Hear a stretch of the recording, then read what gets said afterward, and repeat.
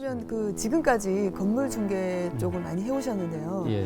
그 주변에서 직접 이제 보셨거나 뭐 경험을 하신 분들 가운데 네. 보통은 이제 그래도 아무리 꼬마 빌딩이라고 해도 어느 정도 돈이 좀 있어야지만 건물주가 될 수 있다는 생각이 있잖아요. 그렇죠. 네. 좀 소액으로 자기 건물을 좀 가치 있게 그런 건물을 사서 그렇게 또 가지고 있는 그런 사례를 좀 많이 보셨을 것 같은데요. 그렇습니다. 네. 좀 한 가지만 좀 소개를 해주신다면. 네.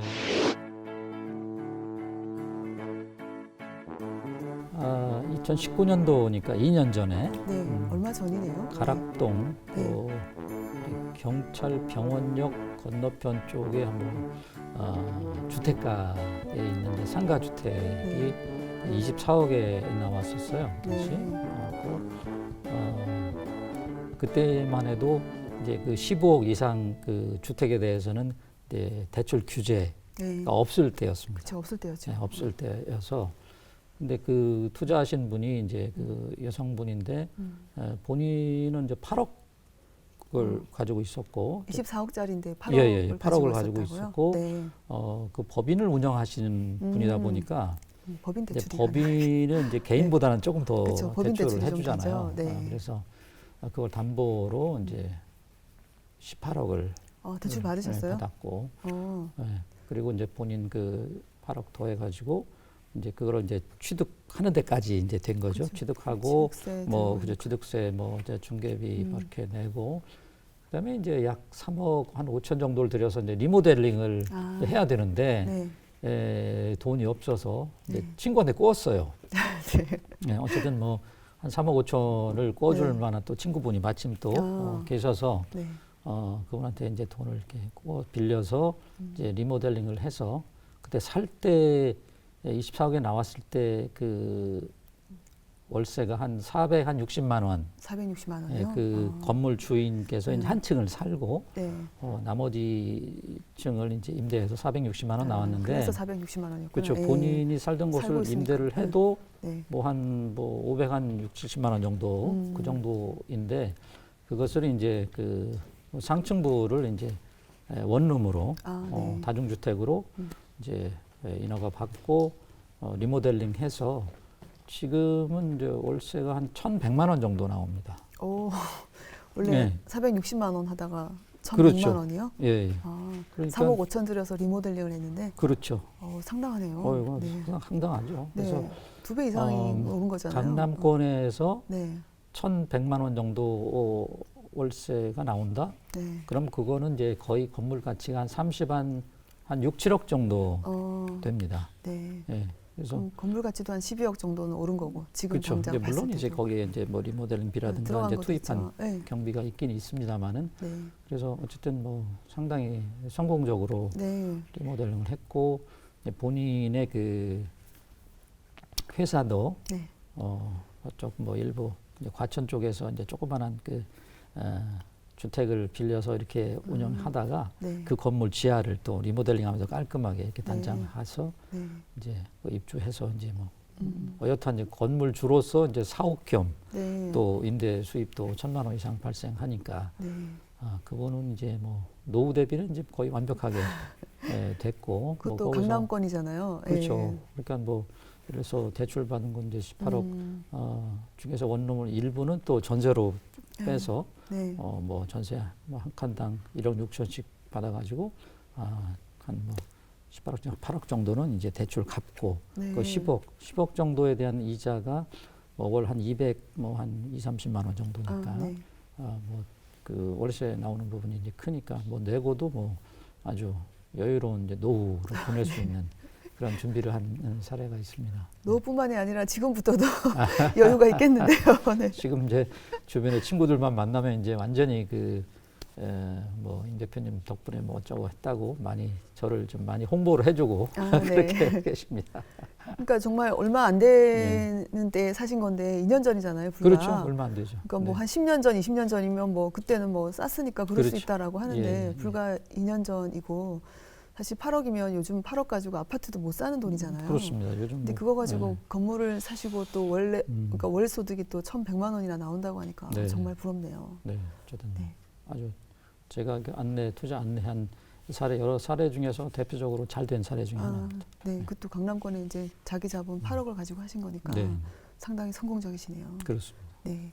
그러면 이제 금방 그분 같은 경우도 이제 리모델링을 해서 수익을 좀 네네. 극대화시키고 계신 분이잖아요. 그렇습니다. 그러면 꼬마 빌딩을 살 때 이제 뭐 어떤 거는 신축하는 게 더 좋은 거일 수도 있고 또는 네네. 이제 리모델링 하는 게 네. 더 좋은 게 있을 수도 있는데 그렇죠. 그거 살 때 일단 보는 눈이 있어야 되겠고요. 네네. 그다음에 리모델링으로 투자 수익을 좀 극대화하기 위해서는 처음 네. 살 때부터 네네. 리모델링을 하기에 좋은 그런 알짜 매물을 좀 고르는 눈이 좀 있어야 될 것 같거든요. 네네. 그럼 그런 매물은 어떻게 골라야지 할까요? 어쨌든 그 리모델링 하기에 네. 이제 좋으려면 네.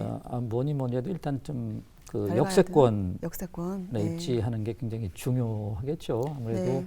그 건물이 전체가 이제 근린 생활 시설로 상가라고 해도 네. 어쨌든 상가는 상권이 좋은 곳은 결국은 뭐 역세권에 그 발달되어 있고 그리고 이제 일부는 뭐 상가로 임대하고 일부 층은 이제 주택이나 원룸으로 이제 임대할 수가 있는데 그렇다 그러면 여기에서 뭐 한 500m 이내 500m 이네요. 그럼 한 뭐 걸어서 한 7, 8분 정도 거리지 않습니까? 네.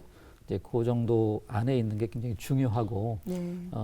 그러기 위해서는 아무래도 좀 땅값이 좀 비싸죠. 그게 그렇죠. 이제 좀 역세권은 비싸죠. 홈인데 네. 그렇다고 그럼 뭐 1km 떨어진 거는 뭐 안 되느냐? 안 되는 건 아닌데 그 아무리 떨어져도 한 800m 이내라야 될 것 같아. 500에서 800m 이내까지는 네. 가까스로 그냥 뭐 그 정도는 뭐 한 10분 정도 걸리니까 그 정도 네. 걸어갈 만하지. 그래서 일단은 그 역에서 거리 이제 전철역을 말하는 겁니다. 그냥 네. 뭐 버스 정류장도 뭐 물론 그렇겠지만 버스 기본적으로 정거장에서 전철역 800m면 너무 좀 그래서 멀지 않나요? 그 정도고 그렇죠. 그냥 아주 네. 가장 먼 정도가 그 정도. 네. 가급적이면 500m 이내이고 네. 예를 들어서 그 2호선 라인 신림동 신림역 그다음에 봉천역 서울대 입구역 낙성대역 이쪽 라인을 예를 들면 여기서 한 500m 정도 떨어진 곳에 이제 2종 일반 주거지역 땅값이 지금 이제 한 3,000에서 3,500만 원. 아, 그래요? 그 정도 합니다. 아, 네. 근데 거기서 한 조금 더 한 2, 300m 거기서 더 가. 네. 그러면 이제 한 2,500에서 조금 떨어지겠죠. 2,800 네. 이 정도가 되기 때문에 네. 그래서 이제 그 자기가 갖고 있는 그 예산이 뭐 10억이 맥시멈이 10억이야. 그러면 그 역세권에서 살려면 이제 40평짜리를 못 사고 네. 이제 거기서 조금 더 멀리 가면 이제 한 40평대를 살 수가 있으니까 네. 그럴 경우에는 이제 뭐 조금 여기서 약간 멀리 갈 수도 있겠죠. 그래서 일단 역세권이 가장 그 중요한 요소 중에 하나고 네. 그다음에 이제 그 건물 층수가 최소 3층은 돼야 됩니다. 3층이요? 네, 지상으로 3층. 네. 네, 물론 지하가 있을 수도 있고 없을 수도 있고. 근데 3층이고 뭐 옥탑방 뭐 있고 뭐 그 정도 네. 오케이. 네, 근데 이제 뭐 4층, 5층이면 더 좋고. 좀 높으면 더 좋죠. 네. 그런데 되게 활성화된 상권이야. 이제 예를 들어서 뭐 홍대, 네. 뭐 그냥 사람들 뭐 코로나 이전에는 막 어깨 부딪히고 다닐 정도였는데 뭐 2층이야.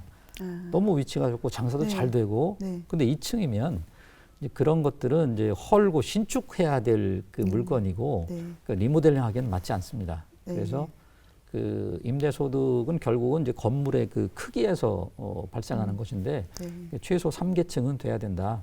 네. 그리고 이제 또 뭐니 해도 중요한 것은 이제 땅값이 네. 예를 들어서 그 지역에서 이제 뭐 예를 들어서 뭐 3천만 원 하는데 뭐 3천만 원 정도에 나온 거는 뭐 오케이지만 네.